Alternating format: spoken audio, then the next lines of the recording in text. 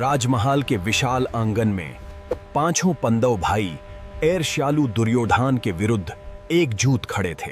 खेल पलट गया युधिष्ठिर, यह दान भी हमारा हुआ। धोखा, यह जुआ फ्रॉड है। महल छोड़कर पांडवों ने वन की ओर प्रस्थान किया। उनके कदम भारी थे, पर अर्जुन का संकल्प अटल था। कल्याण हो अर्जुन, मेरा आशीर्वाद सदा तुम्हारे साथ है। कौरवों और पांडवों के बीच महासंग्राम का शंखनाद हो चुका है।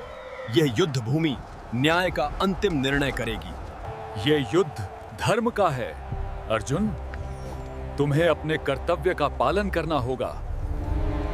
अर्जुन, तीर चलाओ। ये लो गदा का वार। पांडवों ने धर्म की स्थापना की। ये विजय सत्य की है।